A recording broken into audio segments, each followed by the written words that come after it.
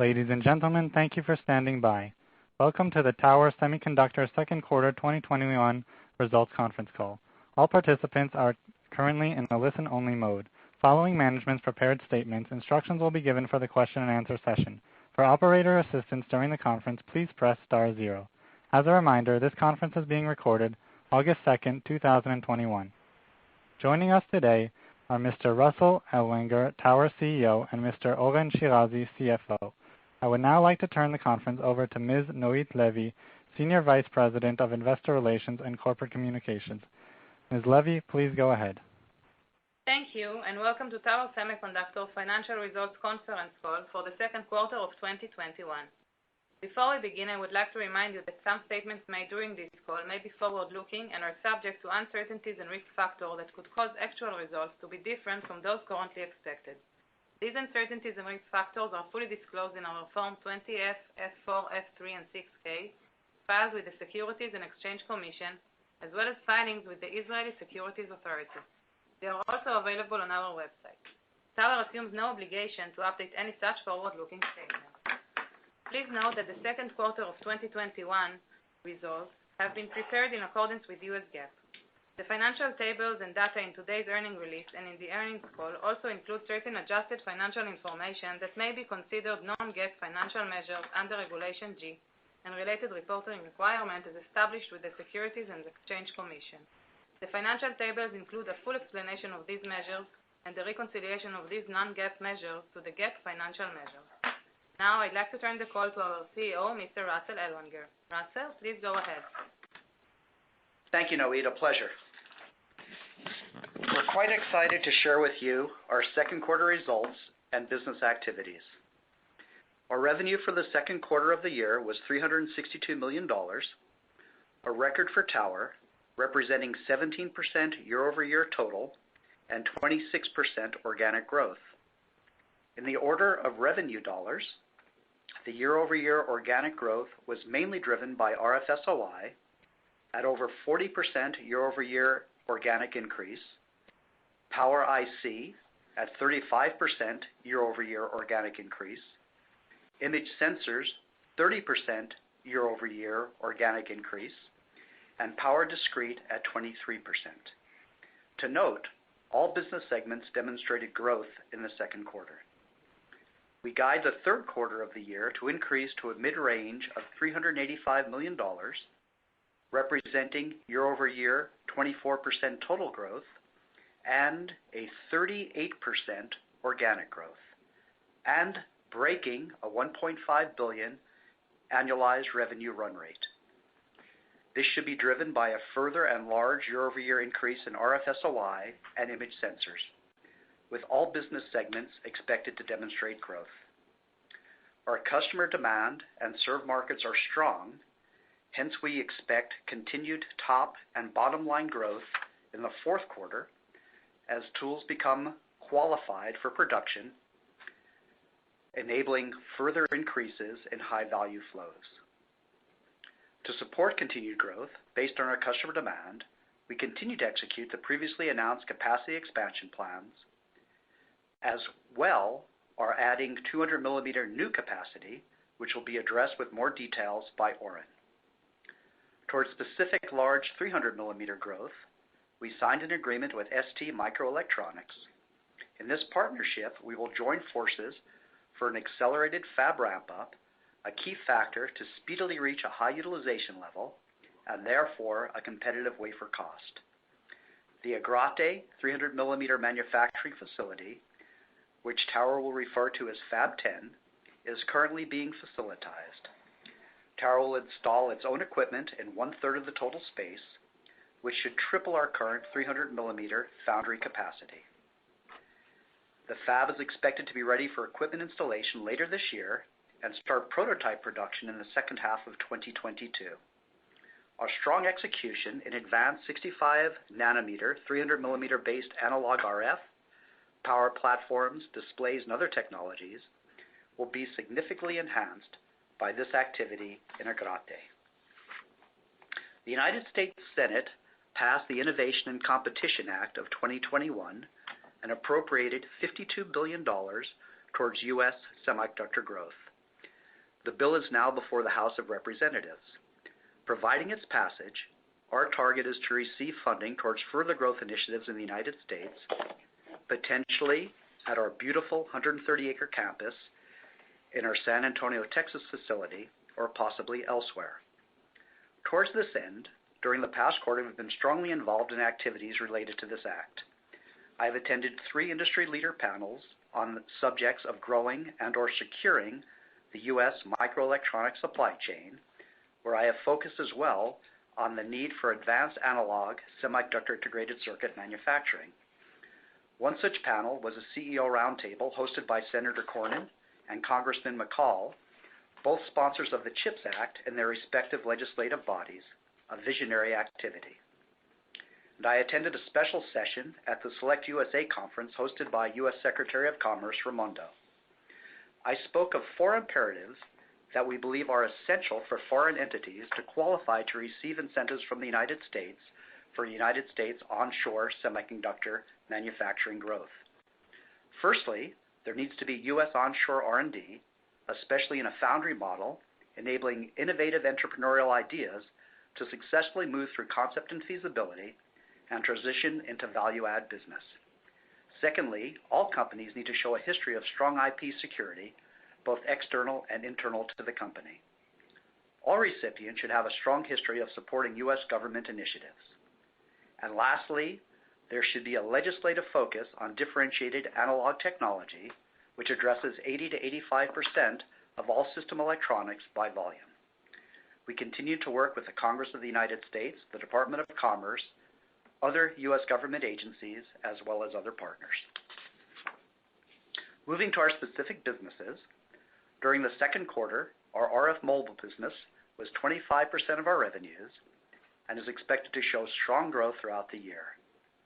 Estimates remain that 5G handsets will double year over year 2021 over 2020 to about 550 million handsets out of a total of about 1.3 billion. This shift, combined with the high content increase of 5G and our strong position in this market, fuels our continued growth. Importantly, in addition to revenue growth, the shift to more advanced and higher value 5G technology is helping increase the average selling prices in this segment. This trend is expected to continue for at least the next several quarters. Demand is strong in both 200 millimeter and 300 millimeter, and the partnership announced with ST will help meet the requirements of our strong 300 millimeter design win pipeline. The RF infrastructure business, serving telecom and datacom end markets with their industry-leading silicon germanium technology, maintains a high run rate due to data center strength and was about 12% of our corporate revenues. For datacom, where forecasts remain quite strong, we build both high-speed optical transceivers and high-speed hard disk drive preamps for storage. Our power IC business was about 15% of our total revenues, with strength in automotive, industrial, and consumer segments. The business is benefiting from a strong market cycle, as well as our significant presence in automotive battery management, which is outgrowing the market and provides for long-term growth with the worldwide trend of vehicle electrification. Our power discrete business has more than recovered, representing about 16% of our revenues. Like power ICs, growth is broad-based, led by automotive applications. We expect this business to level off over the next few quarters while we focus our CapEx expansion on other higher margin segments. Our imaging business represented 15% of our revenues, with main growing markets being the medical, dental x-ray, and industrial sensors. In addition, we continue to grow in the cinematography and broadcasting market segment, being among our highest margin imaging applications.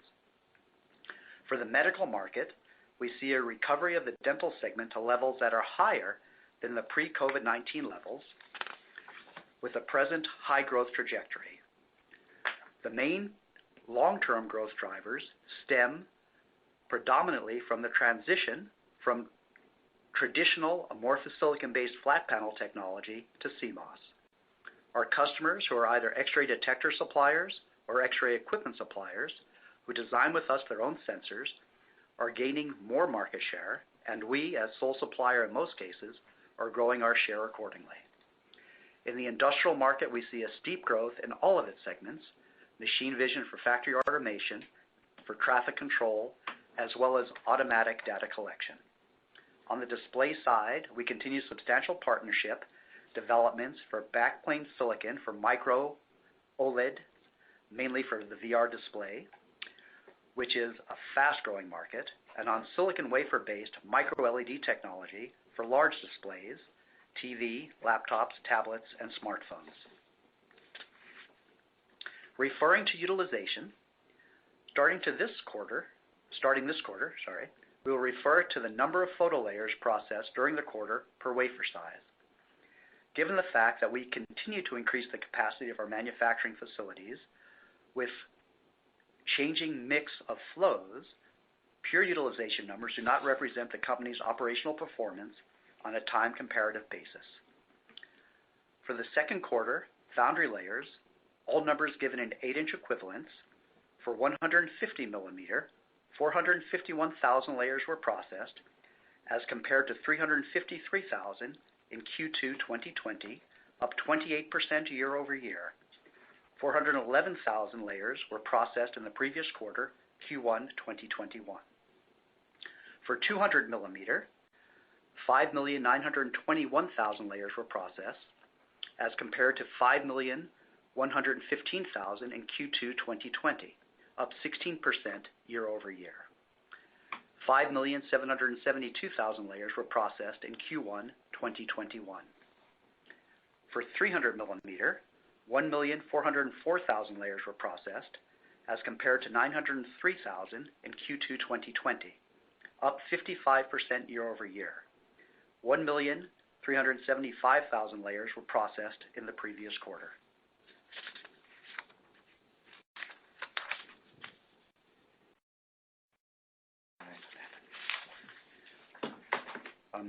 Excuse me one second.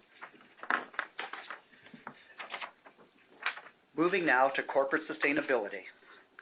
We are about to issue our first formal environmental, social, governance, or ESG report. However, the core of ESG has long been embedded in the DNA of the company. For Tower, ESG is much more than papers listing activities and targets.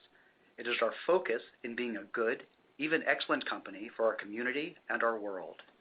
It is how we serve our employees, customers, partners, and stakeholders. Various elements of our corporate responsibility, sustainability, and ESG efforts will be described in this report and are well aligned into our value vectors with a mindset of excellence in each of the described areas. We are continuously evaluating our activities in order to improve and ensure that our commitment and actions toward a company that betters society and betters the lives around us are achieved, valued, and sustainable. With that, I'd like to turn the call to our CFO, Mr. Oren Shirazi. Oren? Hi, everyone. We released today our second quarter 2021 results, achieving record revenues of $362 million, reflecting a remarkable 17% year-over-year revenue increase and resulting in significant increases in gross profit, operating profit, and net profit. We are providing a revenue guidance of $385 million for the third quarter of 2021, representing an additional record revenue quarter. As discussed several times over the last few quarters, we continue to see significant customer demand and demand forecast. Hence, we announced in February 2021 a $150 million capacity expansion plan to increase our capacity in our 8-inch and 12-inch fabs. We now announce an additional capacity investment of $100 million to result in $250 million total CapEx purchases, which are expected to be paid over the coming 5 quarters for equipment that begin to provide incremental capacity during the third quarter of 2021 and continuing into 2022. As mentioned by Russell, for enhanced 12-inch capacity on top of our existing Uozu fab, STMicroelectronics and us entered into a partnership to accelerate the ramp-up of the Agrate 12-inch factory. We expect minimal CapEx payments for this project in 2021 and will give details on future schedule and cost during the next quarter. I will now move to our second quarter P&L highlights and then discuss our balance sheet and cash flow financial statements. Revenue for the second quarter of 2021 was $362 million, $52 million higher year-over-year, reflecting a 17% year-over-year revenue increase. Looking at our organic revenue, which is defined as total revenue excluding revenue from Nuvoton Japan, previously Panasonic Semiconductor, and revenue from Maxim in our San Antonio fab, revenue in the second quarter of 2021 reflects a 26% year-over-year revenue increase. Gross and operating profits for the second quarter of 2021 were $74 million and $34 million respectively. This gross profit is $16 million higher, or 28% higher year-over-year. And this operating profit is $12 million higher, or 54% higher year-over-year. Net profit for the second quarter of 2021 was $31 million, or 29 cents basic earnings per share, and 28 cents diluted earnings per share. This net profit is $12 million higher, or 62% higher year-over-year. Looking at the balance sheet, we demonstrated again a strong and stable financial position. A few points to note. Our shareholders' equity reached a record of $1.52 billion as of June 30, 2021. Deferred revenue and customers' advances balances under current liabilities and long-term liabilities in the balance sheet have increased by $9.6 million and $6.6 million respectively as compared to December 31, 2020, reflecting enhanced receipts from customers that asked to gate more capacity reservations to them to address their excess demand, offset by some scheduled repayments. Current assets ratio, defined as current assets divided by short-term liabilities, is strong at a value of 3.7x. In regards to our cash and cash equivalents, in the second quarter of 2021, cash flow generated from operations was $93 million. Investments in fixed assets net, mainly for manufacturing equipment, were $56 million. We repaid $20 million of our debt during the second quarter of 2021 and invested $17 million in short-term bank deposits and marketable securities. Our cap table consists of 108.2 million outstanding ordinary shares and an additional 2.3 million ESOP-related shares, resulting in fully diluted share count of 110.5 million. Looking forward to the second half of the year, following the $385 million record revenue guidance for the third quarter of 2021, during this quarter we expect to see increased margins, a step towards the fourth quarter incremental revenue impact over the margins, which we forecast should exceed the 50% incremental model. And now I would like to turn the call back to the operator. Thank you. Ladies and gentlemen, at this time we will begin the question and answer session. If you have a question, please press star 1. If you wish to cancel your request, please press star 2. If you are using speaker equipment, kindly lift the handset before pressing the numbers. Your questions will be polled in the order they are received. Please stand by while we poll for your questions.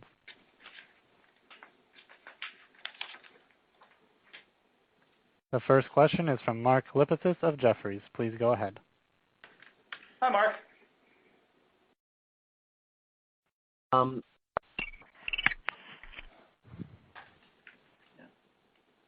The next question is from Rajvindra Gill of Needham & Company. Please go ahead.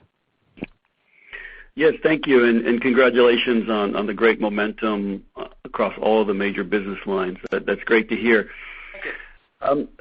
Absolutely. So, Oren, just a question on the gross margins as we progress throughout the year. You had mentioned in your prepared remarks that in Q4 that you would expect the model to exceed the 50% gross profit fall through in Q4 as some of those incremental costs related to capacity have been absorbed. Wondering how we think about that upside to the 50% gross profit fall through. without giving maybe numbers, but just are we seeing higher margin process flows in Q4 that would give you the confidence to say that we're going to be above the 50% GP profit fall through? I'll give an answer there. We have seen very, very strong increases in demand, and for a variety of the increases in demand, in order to be able to cover it, we have worked with customers for increases in ASPs that provide higher margins in order to have a quicker return on the investment itself. So a good portion of what's going on in Q4 is a result of Q3 starts that are now under POs that have a higher selling price than previous quarters, and it's driven off of customers that are working towards increasing demand versus previous run rates for the most part. And yes, as mentioned during the script itself, as we move more and more into some of the, for example, 5G driven activities, as we move into higher gigabit per second data center, as we move towards more large stitch die wafers, all of that are higher margin flows to begin with. So it's a combination of a richer mix, and where we talked about the increase of another $100 million of 200 millimeter investment, that really is, for the main part, to increase capacity for a richer mix, for higher margin mixes. So Q4 is a combination of both. It's as higher margin mixes are growing, and in instances where we are and have increased capacity, that those are coming in at this point or will be coming in off of purchase orders that had an increase in ASP. Okay, got it. That's super helpful in terms of the drivers for the margins.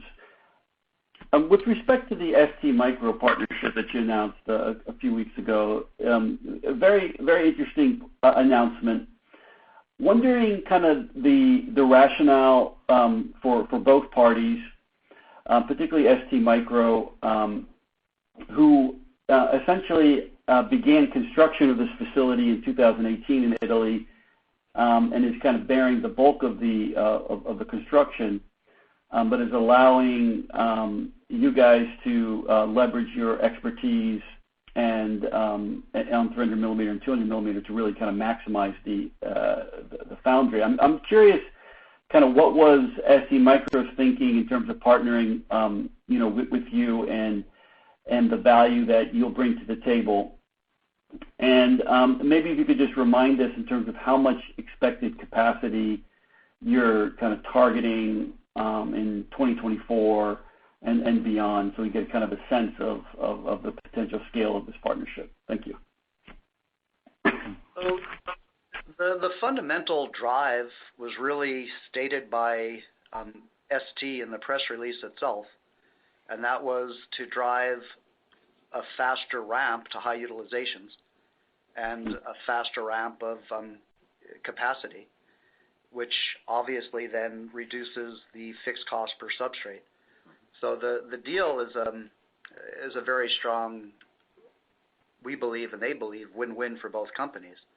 The specifics of the financial model has not been released, and I'm not sure that all the details will ever go out into the public. That's part of the confidentiality that ST and ourselves have. But the model itself is a very good model for both companies for many, many reasons. And I believe there's the major driver, again, from their side was what was stated in the PR, and that is a faster ramp to high utilizations, which is the key towards good margins in a manufacturing facility. Thank you. The next question is from Mark Lipacis of Jefferies. Please go ahead. Hey, Mark.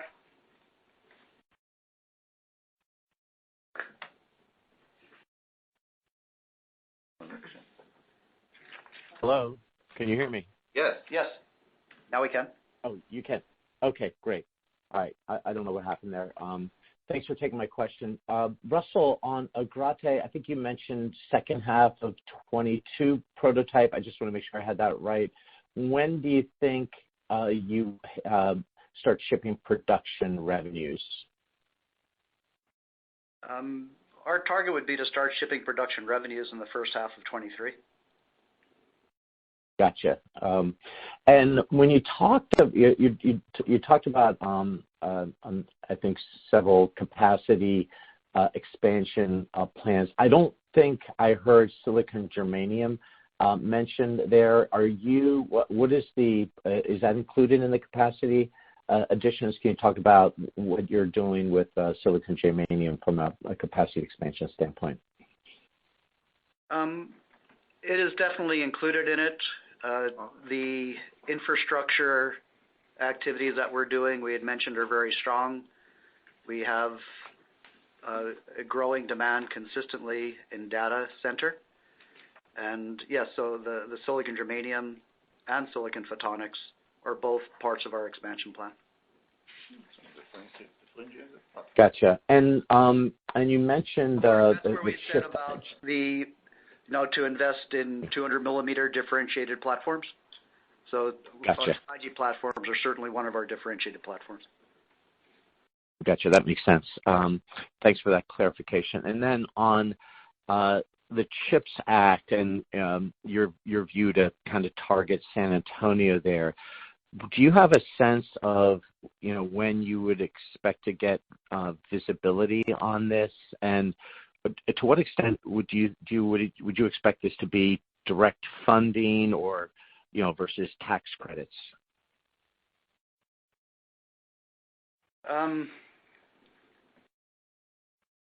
Expectation doesn't necessarily tie into what will happen.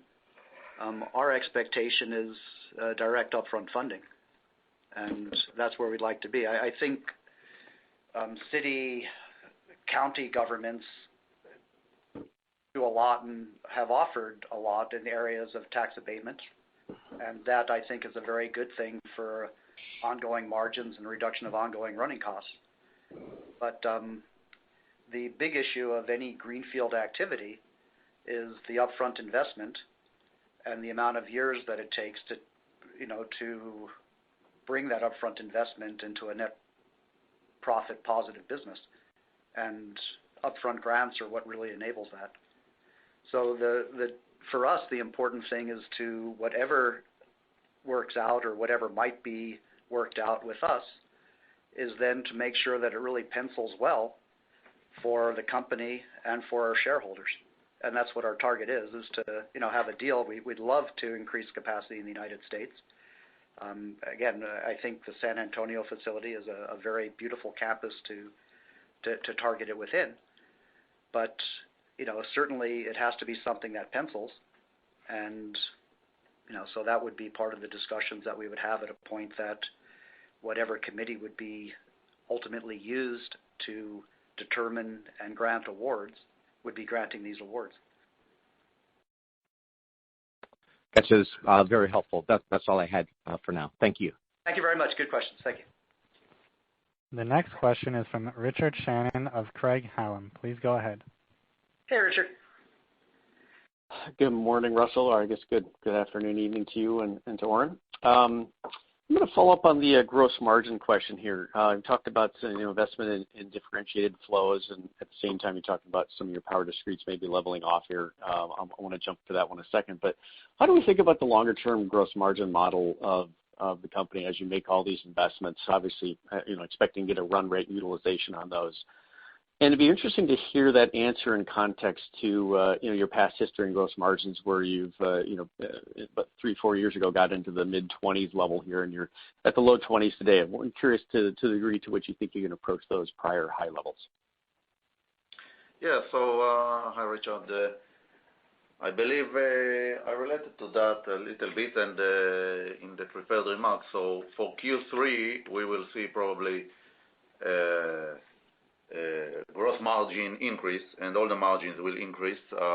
However, not to the full 50% incremental model. And from Q4, we expect it to be to exceed the 50% incremental model, also as Russell explained previously, because of some very good selling price increase trend and improved mix.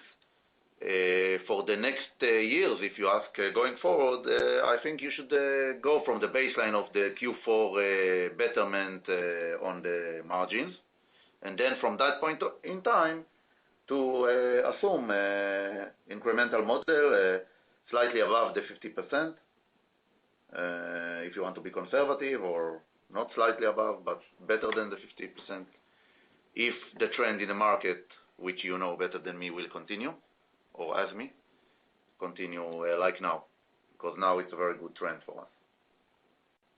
Okay. And Oren, just to follow up on this, since I don't have details on what kind of total dollar capacity you're expecting here, I'm not sure how far to take that incremental 50% gross margin and get to a, hoped for level down the road here.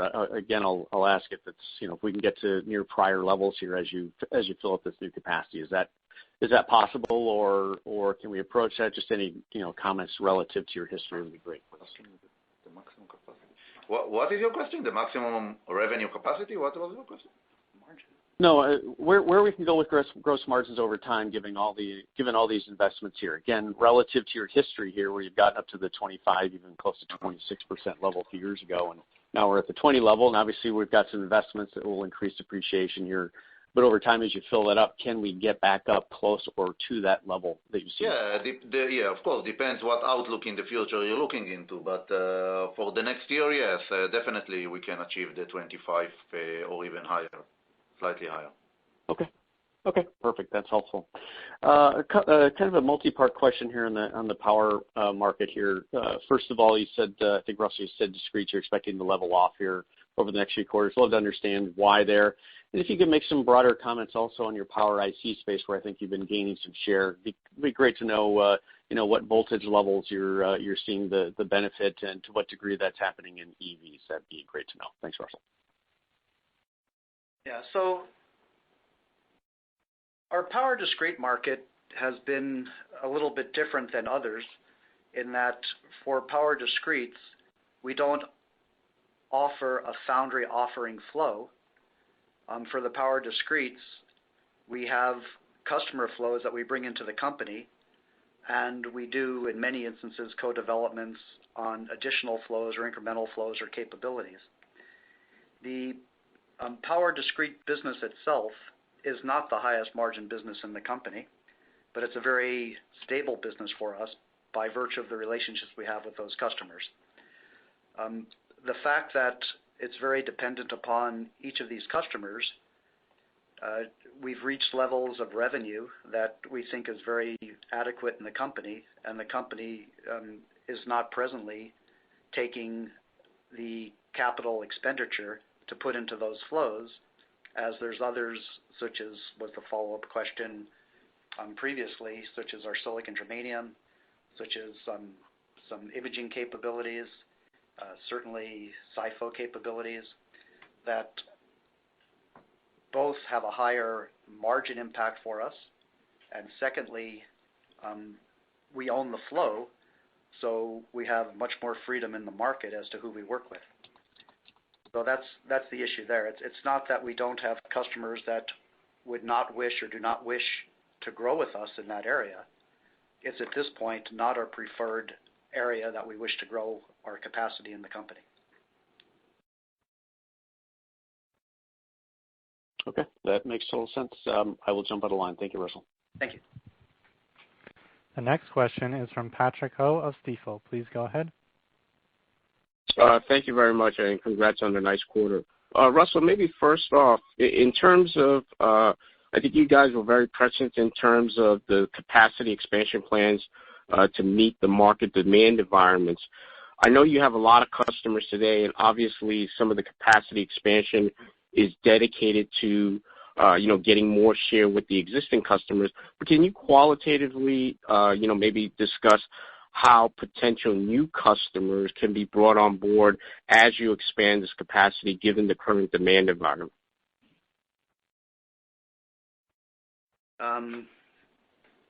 Certainly.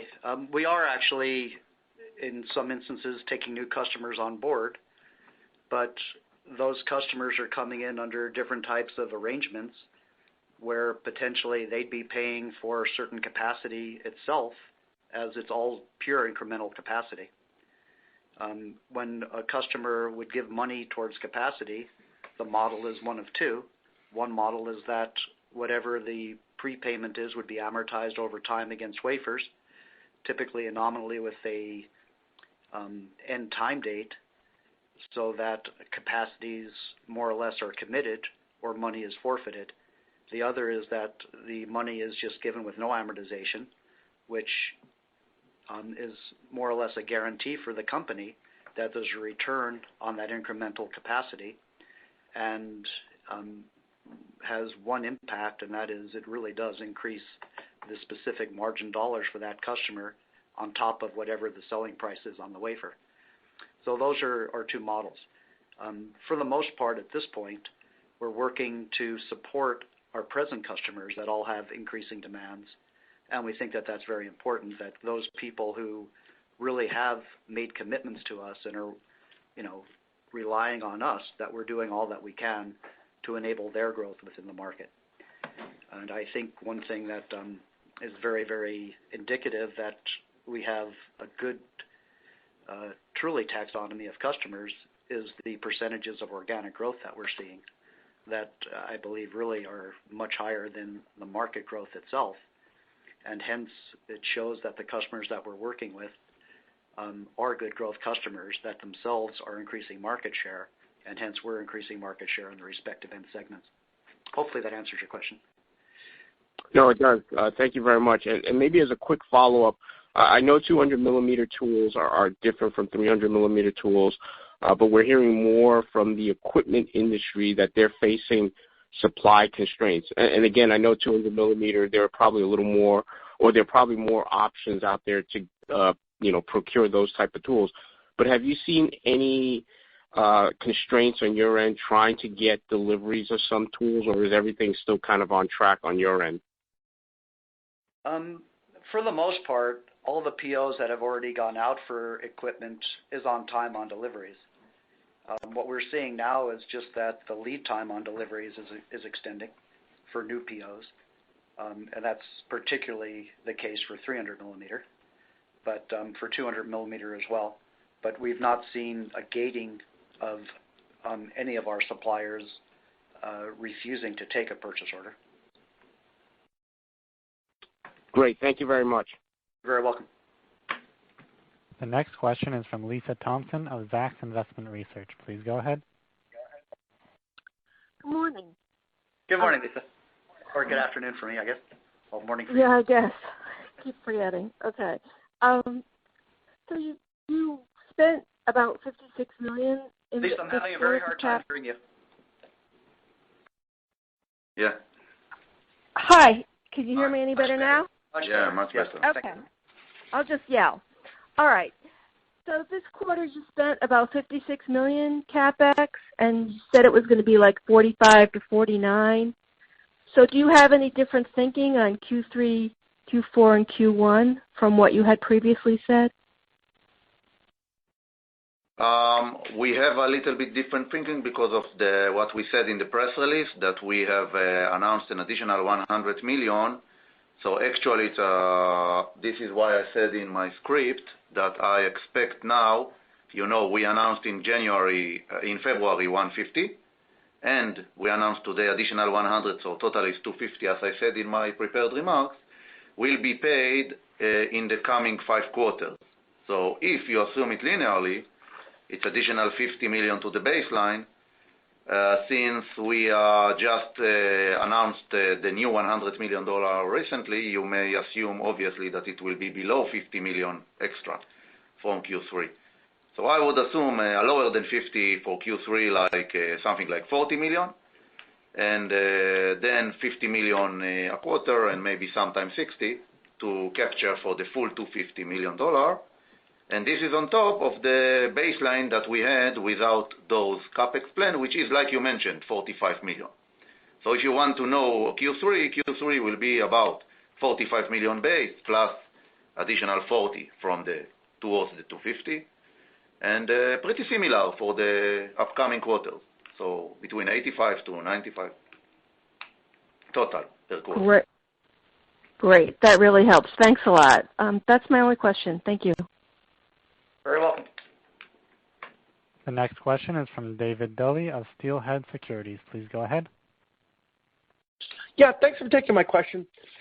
Just out of curiosity, as far as the Panasonic business goes, is that capacity fungible to other customers? Just kind of curious if it's unique to them, or if, let's say, theoretically Panasonic didn't exist, could that capacity be transferred to other customers easily? Yeah. So I understand the question. I just want to clarify so I don't offend anybody. Nuvoton bought the Panasonic Semiconductor, right? So it's now the group is called Nuvoton Japan Technology. But so I again just don't want to offend anybody there. I think to a good extent the capacity is fungible. To the extent that there's some specific flows that are used that are non-fungible, that's the case as well. So there are some flows that really is pretty much dedicated to end markets that are served with certain products, had previously been Panasonic Semiconductor, now are Nuvoton Japan, or serving Nuvoton as a whole. But a good amount of that capacity is fungible. Okay, and then as far as you mentioned the utilization rates, and you just gave us layer counts that were processed at different wafer sizes. Yes, sir. But did you give it? I guess there's still a utilization rate number available, right? Because you gave us the total layer counts at 100 and 200 and 300 millimeter. We could calculate the utilization rates. So could you help us understand? You gave us the numbers processed. What's the total number available so we can back into the utilization rate? No, that's exactly why I'm using the process layers.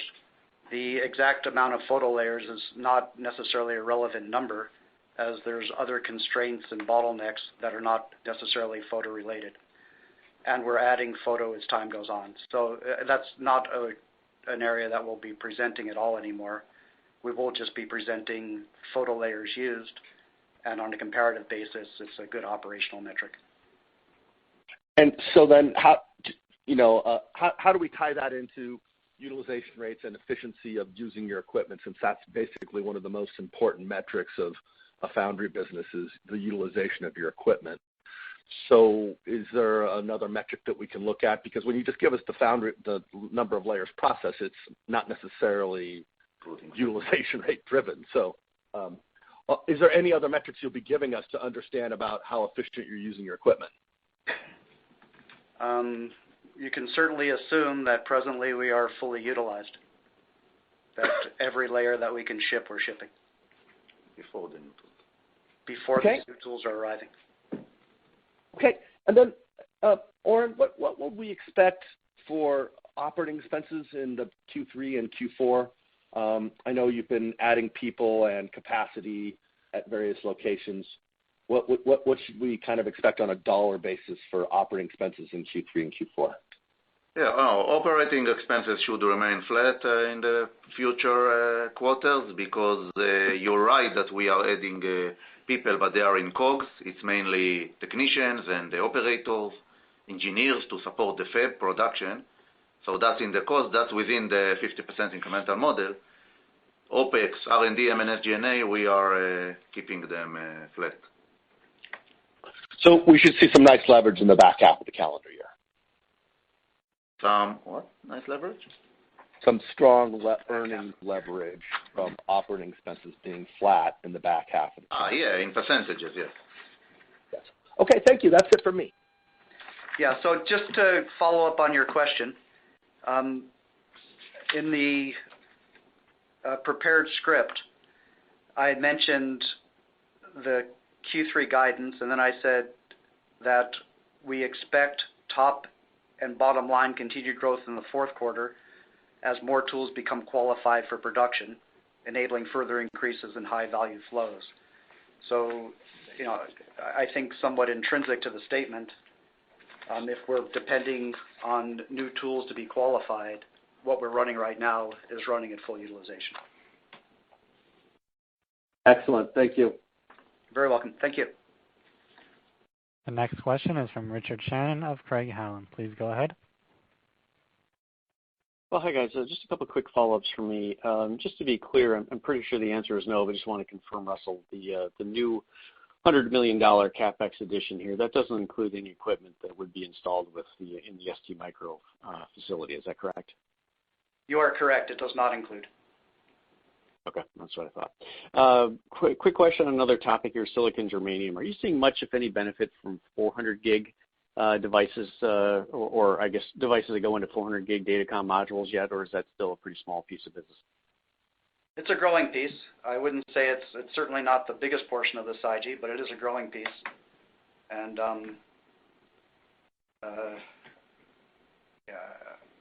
we've press released a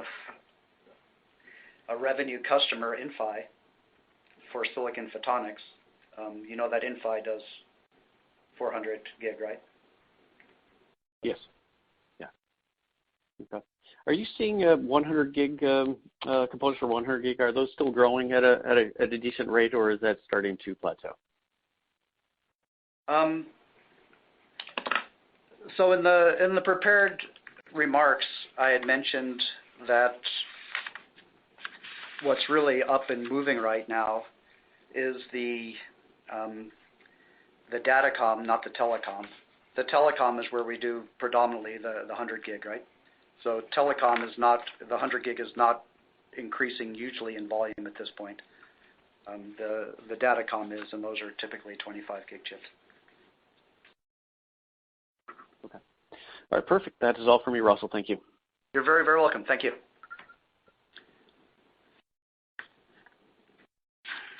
There are no further questions at this time. Mr. Ellwanger, would you like to make your concluding statement?